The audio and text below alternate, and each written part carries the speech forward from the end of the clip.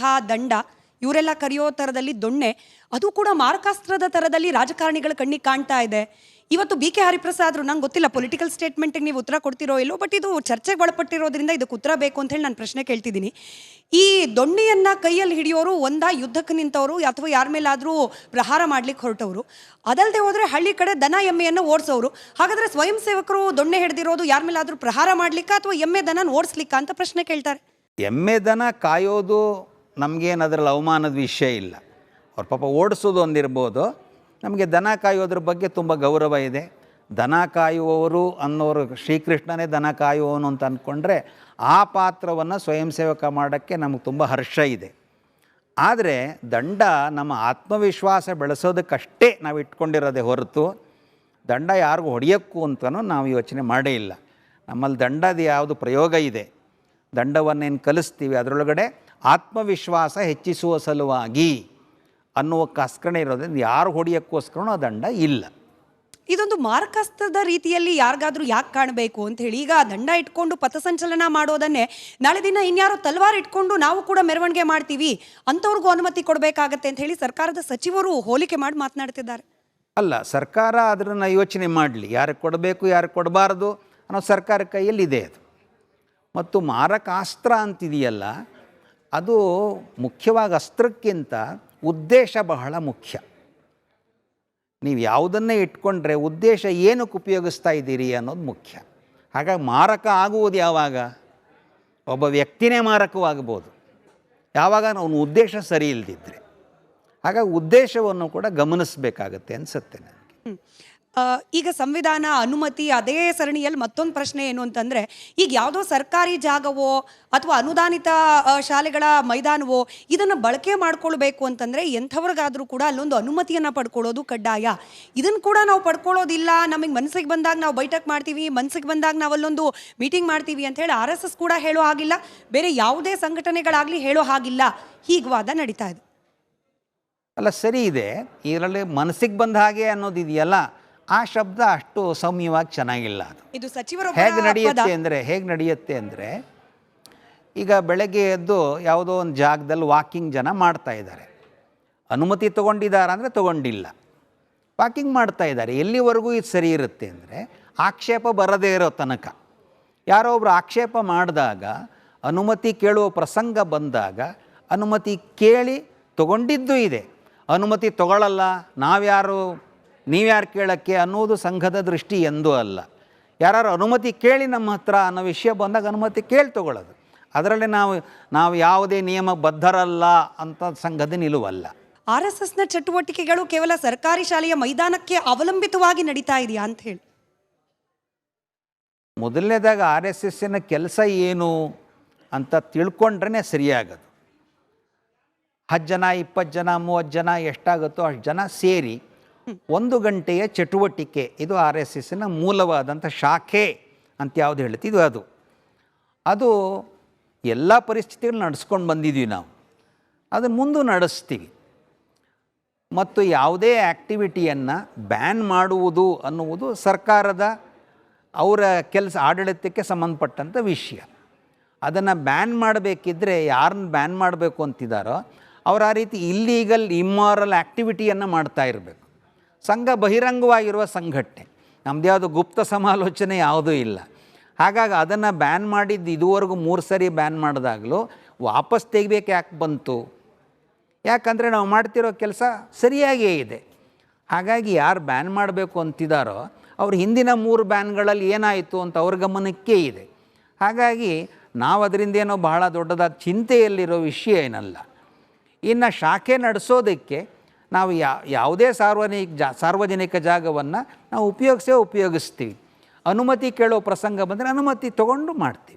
But ಈ ಅನುಮತಿಯನ್ನು deliberate ಆಗಿ ನಿರಾಕರಣೆ ಮಾಡಿಬಿಟ್ರೆ, ಫಾರ್ ಎಕ್ಸಾಂಪಲ್ ಚಿತ್ತಾಪುರದಲ್ಲಿ ದುಡ್ಡು ಕೊಟ್ಟು ರಶೀದಿ ಖರೀದಿ ಮಾಡಾಗಿದೆ, ಪಥಸಂಚಲನಕ್ಕೆ ಅನುಮತಿಯನ್ನು ಕೋರಿ ಪತ್ರ ಬರೆಯಲಾಗಿದೆ, ಆದರೆ ರಾತ್ರೋರಾತ್ರಿ ಹೋಗ್ತಾರೆ ಕಾಂಗ್ರೆಸ್ನ ಕಾರ್ಯಕರ್ತರು, ಆ ಕಟ್ಟಿದ್ದ ಬ್ಯಾನರ್ಗಳನ್ನು ಹರಿದಾಕ್ತಾರೆ, ನಾವು ಅನುಮತಿಯನ್ನು ಡೆಲಿಬ್ರೇಟ್ ಆಗಿ ಡಿಲೇ ಮಾಡ್ತೀವಿ ಅಥವಾ ಅನುಮತಿಯನ್ನು ಕೊಡೋದಿಲ್ಲ ಅಂಥೇಳಿ ಈಗಿರುವ ಸರ್ಕಾರ ತನ್ನ ಸಿದ್ಧಾಂತಕ್ಕೆ ಅನುಗುಣವಾಗಿ ನಿರ್ಧಾರಕ್ಕೆ ಬಂದುಬಿಟ್ರೆ ಅಂತ.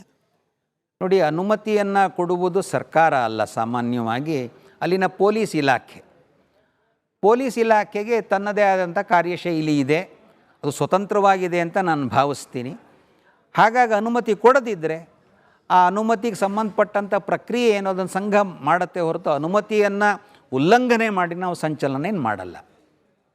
ಬ್ಯಾನ್ ಆದ 3 ಪ್ರಸಂಗಗಳು ಸ್ವತಂತ್ರ ನಂತರದಲ್ಲಿ, ಅದರಲ್ಲಿ ಒಂದನ್ನು ಮಾತನಾಡ್ತಾ ಇದ್ವಿ, ಗಾಂಧಿ ಹತ್ಯೆ ನಂತರದಲ್ಲಿ ನಿಷೇಧಕ್ಕೊಳಗಾಗಿದ್ದು. ಅದಾದ ನಂತರ ಎಮರ್ಜೆನ್ಸಿ ಸಂದರ್ಭದಲ್ಲೂ ಕೂಡ, ತುರ್ತು ಪರಿಸ್ಥಿತಿ ಸಂದರ್ಭದಲ್ಲೂ ಕೂಡ RSS ಅನ್ನ ಬ್ಯಾನ್ ಮಾಡೋ ಪ್ರಯತ್ನಗಳಾಗುತ್ತೆ. ಈಗಿನ ಕಾಂಗ್ರೆಸ್ ನಾಯಕರು ಅದು ಕೊಡ್ತಿರುವ ವಿಶ್ಲೇಷಣೆ ಏನು ಅಂತಂದ್ರೆ, ಭೂಗತ ಚಟುವಟಿಕೆಗಳನ್ನು ನಡೆಸ್ತಾ ಇದ್ರು RSSನ ಕಾರ್ಯಕರ್ತರು, ಹಾಗಾಗಿ ಆ ಸಂದರ್ಭದಲ್ಲಿ ನಿಷೇಧಕ್ಕೊಳಗಾಗಿತ್ತು RSS ಸಂಘಟನೆ ಅಂತ. ಎಮರ್ಜೆನ್ಸಿ ಟೈಮಲ್ಲಿ ಅಸಲಿಗೆ RSS ಅನ್ನ ನಿಷೇಧಕ್ಕೊಳಪಡಿಸಲಿಕ್ಕೆ ಕಾರಣ ಏನಾಗಿತ್ತು? ಈಗ ಭೂಗತ ಅನ್ನುವ ವಿಷಯ ಏನು ಬಂತು ಅದು ಒಂದು ಮಟ್ಟಕ್ಕೆ ಸತ್ಯ. ಯಾವಾಗ ಅಂದರೆ ಬ್ಯಾನ್ ಆದ ಸಂದರ್ಭಕ್ಕೆ, ಅದು ಯಾವಾಗ ಅಂದರೆ ಎಮರ್ಜೆನ್ಸಿ ಸಂದರ್ಭಕ್ಕೆ.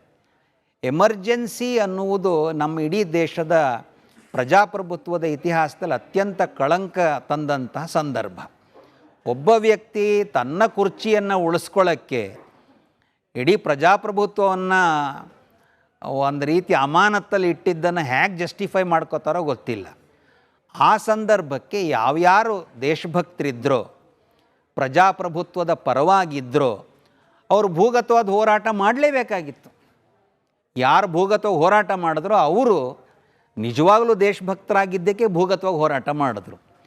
ಆಗ ಹೋರಾಟ ಮಾಡಿದವರಲ್ಲಿ ಕೆಲವರು ಸತ್ಯಾಗ್ರಹವನ್ನು ಮಾಡಿ ಅರೆಸ್ಟ್ ಆದರು, ಕೆಲವರು ಭೂಗತವಾಗಿ ಹೋರಾಟ ಮಾಡಿದ್ರು. ಆ ಅರೆಸ್ಟ್ ಆದವರಲ್ಲೂ ಸಂಘ ಸ್ವಯಂ ಸೇವಕರಿದ್ದರು, ಭೂಗತ ಹೋರಾಟ ಮಾಡಿದವರಲ್ಲೂ ಇದ್ದರು. ಹಾಗೆ ಭೂಗತ ಹೋರಾಟ ಮಾಡಿದವರಲ್ಲಿ ಕಮ್ಯುನಿಸ್ಟರು ಇದ್ದರು, ಜನತಾ ಪಾರ್ಟಿಯವರು ಇದ್ದರು. ಹಾಗಾಗಿ ಈ ಭೂಗತ ಹೋರಾಟ ಅನ್ನುವುದು ಯಾವುದೋ ಒಂದು ಮಾದಕ ವಸ್ತು ಅಫೀಮಿನ ಆ ರೀತಿ ಭೂಗತವಾದ ವಿಷಯ ಇರಲಿಲ್ಲ. ಅದು ಆ ರೀತಿ ಯಾರು ಹೇಳ್ತಿದಾರಲ್ಲ ಅವ್ರಿಗೆ ತೀರಾ ಪ್ರಾಥಮಿಕ ಸಂಗತಿ ಇಲ್ಲ. ನಂಗೆ ಸ್ವಲ್ಪ ನಗುನೇ ಬರ್ತಾ ಇದೆ ಇದು. ಆದರೆ ನೀವು ಅಫೀಮು ಅನ್ನೋ ಪದ ಬಳಸಿದ್ರಿ, ಹಾಗಾಗಿ ಇದೇ ಪದವನ್ನು ಬಳಕೆ ಮಾಡಿಕೊಂಡು ಧರ್ಮದ ಹೆಸರಿನ ಅಫೀಮನ್ನು ಯುವಕರಲ್ಲಿ ತುಂಬ್ತಾ ಇರುವ ಸಂಘಟನೆ RSSನ ಶಾಖೆಗಳಲ್ಲಿ, ಬೈಠಕ್ಗಳಲ್ಲಿ ಧರ್ಮ ವಿರೋಧಿ ಚಟುವಟಿಕೆಗಳನ್ನು ಕಲಿಸಲಾಗತ್ತೆ. ಭಾರತವನ್ನು ಸಮಗ್ರ ಭಾರತವಾಗಿ ಇರಲಿಕ್ಕೆ ಅವ್ರು ಬಿಡೋದಿಲ್ಲ.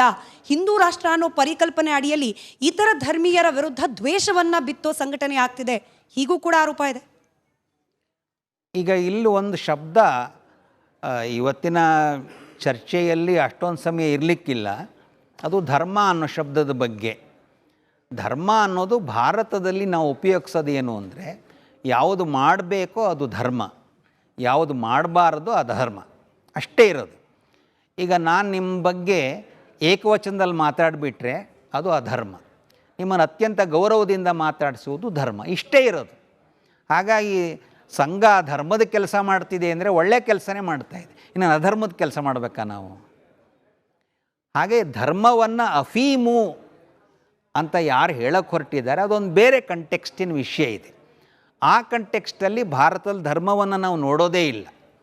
ಅಫೀಮು ಅಂತ ಯಾವಾಗ ಆಗುತ್ತೆ ಅಂದರೆ, ನಿಂದೊಂದೇ ಕರೆಕ್ಟು, ಈ ಮಾರ್ಗ ಒಂದೇ ಸರಿ ಅಂತ ಯಾರು ಹೇಳ್ತಾರೋ ಅದನ್ನು ನಂಬ್ಕೊಂಡಾಗ ಮಾತ್ರ ಅಫೀಮ್ ಆಗುತ್ತೆ. ಧರ್ಮ ನಿಮ್ಮ ಅಪ್ಪ ಅಮ್ಮನ ಗೌರವಿಸುವುದು ಧರ್ಮ, ಗುರುಗಳನ್ನು ಗೌರವಿಸುವುದು ಧರ್ಮ, ರಸ್ತೆ ಎಡಬದಿಯಲ್ಲಿ ನಡೆಯುವುದು ಧರ್ಮ ಅಂದಾಗ ಧರ್ಮವನ್ನೇ ಕಲಿಸ್ಬೇಕು, ಅಧರ್ಮ ಕಲಿಸ್ಬೇಕು. ಅದಕ್ಕೆ ಈ ಅಫೀಮು ಅಂತ ಯಾರು ಹೇಳ್ತಿದ್ದಾರಲ್ಲ ಅವರೊಂದು ಬೇರೆ ಕಂಟೆಕ್ಸ್ಟಿನ ವಿಚಾರ ಮಾಡ್ತಿದ್ದಾರೆ. ಅದು ಭಾರತಕ್ಕೆ ಅಥವಾ ಭಾರತೀಯ ಸಂಸ್ಕೃತಿಯ ಅನ್ವಯಕ್ಕೆ ಸರಿಯಾಗಲ್ಲ ಅದು. ಸರಿ, ಇದೇ ಧರ್ಮದ ವ್ಯಾಖ್ಯಾನದ ಅಡಿಯಲ್ಲಿ ಬರೋ ಮತ್ತೊಂದು ಆರೋಪ ಅಂತಂದರೆ, ಇದು ಕೇವಲ ಮುಸಲ್ಮಾನರನ್ನ ದ್ವೇಷಿಸುವ ಸಂಘಟನೆ. RSSನಲ್ಲಿ ಒಬ್ಬ ಮುಸಲ್ಮಾನ ಬಂದು ಆತ ಕೂಡ ಸ್ವಯಂ ಸೇವಕ ಆಗ್ಲಿಕ್ಕೆ ಅವಕಾಶ ಮಾಡಿಕೊಟ್ಬಿಟ್ಟಿದ್ದಾರಾ? RSS ಇರೋದೇ ಬೇಸಿಕಲಿ ಹಿಂದೂ ಮುಸ್ಲಿಂ ಅನ್ನೋ ಗಲಾಟೆಯನ್ನು ಸಮಾಜದಲ್ಲಿ ಸೃಷ್ಟಿ ಮಾಡಲಿಕ್ಕೆ. ಇನ್ನು ನಾವು ಹೇಳುವ ಕೆಲವ್ರಿಗೆ ಅದು ಕೂಡ ಅಪಾಯಕಾರಿಯಾಗಿ ಕಾಣುತ್ತೆ. ಅದೇನು ಅಂದರೆ, ಈ ಭಾರತದಲ್ಲಿ ಇರೋರೆಲ್ಲರೂ ಹಿಂದೂಗಳೇ ಅಂತ ಸಂಘ ಹೇಳ್ತಾ ಇದೆ, ಆದರೆ ಮುಸ್ಲಿಂ ಬರ್ಬೋದಾ ಅನ್ನೋ ಪ್ರಶ್ನೆನೇ ಇಲ್ಲ, ಅವನು ಹಿಂದೂನೇ ಅಂತ ಹೇಳ್ತಾ ಇದ್ದೀವಿ ನಾವು. ಹಾಗಾಗಿ ಇದರಿನ್ಯಾರೋ ವಿರುದ್ಧದ ಸಂಘಟನೆ ಅಂತ ಭಾವಿಸುವುದಕ್ಕೆ ಯಾವ ಕಾರಣವೂ ಇಲ್ಲ. ಯಾರು ಬೇಕಾದರೂ ಶಾಖೆಗೆ ಬರ್ಬೋದು, ಸಾಕಷ್ಟು ಸಮಯ ಬಂದು ಕಲ್ತ್ರೆ ಅವನು ಮುಖ್ಯ ಶಿಕ್ಷಕವೂ ಆಗ್ಬೋದು, ಕಾರ್ಯಕರ್ತನೂ ಆಗಬಹುದು. ಮುಸಲ್ಮಾನರು ಕಾರ್ಯಕರ್ತರಾಗಿದ್ದೂ ಇದೆ. ಹಾಗಾಗಿ ಈ ಆರೋಪಕ್ಕೇನು ವಿಶೇಷ ಕಾರಣ ಇಲ್ಲ. ಮತ್ತು ಸಂಘದ ಭಾಷಣಗಳು, ಬೌದ್ಧಿಕಗಳು ಪಬ್ಲಿಕ್ ಡೊಮೈನಲ್ಲೇ ಇದೆ. ಎಲ್ಲ ಭಾಷಣಗಳು, ಈಗ ಸರ್ಸಂಘಚಾಲಕರ ಭಾಷಣ ಎಲ್ಲರೂ ಕೇಳೇ ಇರ್ತಾರೆ. ಮತ್ತು ಬೇರೆ ಬೇರೆ ಕಡೆ ವಿಜಯದಶಮಿ ಎಲ್ಲ ಕಡೆ ಉತ್ಸವ ಪಬ್ಲಿಕ್ಕಾಗೇ ಮಾತಾಡಿದ್ದಾರೆ. ಸಂಘದ ಬೌದ್ಧಿಕ ಪಬ್ಲಿಕ್ಕಾಗೇ ಇದೆ. ಹಾಗಾಗಿ ಈ ಆರೋಪನ ಸರಿಯಾಗಿ ನೋಡಿ ಈ ಥರ ಇದೆ, ಈ ಕಾರಣಕ್ಕೆ ಇದು ವಿರುದ್ಧವಾಗಿದೆ ಅಂತ ಹೇಳಿದ್ರೆ ಆವಾಗ ಅದಕ್ಕೆ ಉತ್ತರ ಕೊಡೋಕ್ಕೆ ಸರಿಯಾಗುತ್ತೆ. RSS ಒಂದು ಪೊಲಿಟಿಕಲ್ ಆರ್ಗನೈಸೇಷನ್ ಆಗ್ತಾ ಇದೆ, ಬಟ್ ಇದು ಸೋಷಲ್ ಆ್ಯಂಡ್ ಕಲ್ಚರಲ್ ಆರ್ಗನೈಸೇಷನ್ ಅಂತೇಳಿ ನಾವು ಪ್ರೂವ್ ಮಾಡಬೇಕಿದೆ ಜಿ. ಅದಕ್ಕೋಸ್ಕರ ನಿಮ್ಮಿಂದ ನನಗೆ ಉತ್ತರ ಬೇಕಿದೆ ಜಿ. ನೋಡಿ, ಸಂಘ ವ್ಯಕ್ತಿಗಳ ಸಂಘಟನೆ. ವ್ಯಕ್ತಿ ಅವನು ಸಾಮಾಜಿಕವಾಗೂ ಇರ್ತಾನೆ, ಸಾಂಸ್ಕೃತಿಕವಾಗೂ ಇರ್ತಾನೆ, ರಾಜಕೀಯವಾಗೂ ಇರ್ತಾನೆ. ಒಬ್ಬನೇ ವ್ಯಕ್ತಿ ವೋಟ್ ಮಾಡೋಕ್ಕೂ ಹೋಗ್ತಾನೆ, ದೇವಸ್ಥಾನಕ್ಕೂ ಹೋಗ್ತಾನೆ, ಗಿಡ ನೆಡಕ್ಕೂ ಹೋಗ್ತಾನೆ. ಹಾಗೆ ಸ್ವಯಂ ಸೇವಕ ಅವನು ಎಲ್ಲಿ ಬೇಕಾದ್ರೂ ಹೋಗ್ಬೋದು. ಸ್ವಯಂ ಸೇವಕ ಇಲ್ಲಿ ಹೋಗಬಾರ್ದು ಅಲ್ಲಿ ಹೋಗಬೇಕು ಅನ್ನೋ ಸೂಚನೆ ಸಂಘ ಕೊಡಲ್ಲ. ಸಂಘ ಹೇಳೋದೇನು ಅಂದರೆ ಸ್ವಯಂ ಸೇವಕ ದೇಶ ಹಿತಕ್ಕೆ ಕೆಲಸ ಮಾಡಬೇಕು ಅಂತಷ್ಟೇ ಹೇಳೋದು. ಬಂದವರಲ್ಲಿ BJP ಅವ್ರು ಮಾತ್ರ ಇದ್ರಾ, BJP ಅವ್ರು ಹೊರತುಪಡಿಸಿರ್ಲಿಲ್ವಾ ಅನ್ನುವ ನಾವು ಆ ವಿಷಯಕ್ಕೆ ಸಂಘ ಹೋಗೋದೇ ಇಲ್ಲ. ಯಾರು ಬೇಕಾದರೂ ಬರಬೇಕು, ಬರಬಹುದು ಮತ್ತು ಬರೋಂಗೆ ಮಾಡೋದು ನಮ್ಮ ಕೆಲಸ. ಹಾಗಾಗಿ ಸಂಘ ನಾವು ಎಲ್ಲರನ್ನೂ ಭೇಟಿ ಮಾಡ್ತೀವಿ, ಎಲ್ಲರೂ ಕರಿತೀವಿ. ಆದರೆ ಇದು ವಾಲಂಟ್ರಿ ಆರ್ಗನೈಸೇಷನ್ ಆದ್ದರಿಂದ ಬರಬಹುದು, ಬರದೇ ಇರಬಹುದು. ಹಾಗೆ ಇಷ್ಟೊಂದು ವಿರುದ್ಧವಾಗಿ ಮಾತಾಡಿದಾಗ ಯಾವ ಪಕ್ಷದವ್ರು ಮಾತಾಡ್ತಿದ್ದಾರೋ ಆ ಪಕ್ಷದ ಕಾರ್ಯಕರ್ತರಿಗೂ ಸ್ವಲ್ಪ ಭಯನೇ ಆಗಿಬಿಡ್ಬೋದು. ನಮ್ಮ ಹಿರಿಯರು, ನಮ್ಮ ಪಕ್ಷದ ಪ್ರಮುಖರು ಇಷ್ಟು ಮಾತಾಡ್ತಿದ್ದಾರೆ, ಹೋದರೆ ನಮ್ಮ ಸ್ಥಾನಮಾನ ಏನಾಗುತ್ತೋ ನಮ್ಮ ಪಾರ್ಟಿಲಿ ಅಂತ ಅವ್ರಿಗೆ ಗಾಬರಿ ಆಗ್ಬೋದು. ಆದರೆ ನಮ್ಗೆ ಆ ರೀತಿ ಯಾವ ಗಾಬರಿನೂ ಇಲ್ಲ. ಯಾರಾದರೂ ಬನ್ನಿ, ಪ್ರತಿಯೊಬ್ಬರು ಬನ್ನಿ, ಬಂದು ಸಂಘವನ್ನು ನೋಡಿ, ಸಂಘದಲ್ಲಿ ನಿಮ್ಗೇನು ಒಳ್ಳೇದು ಕಾಣುತ್ತೆ ಅದನ್ನು ಮಾಡಿ ಅನ್ನೋದೇ ನಮ್ಮ ವಿನಂತಿ. RSS ನಾನ್ ಪೊಲಿಟಿಕಲ್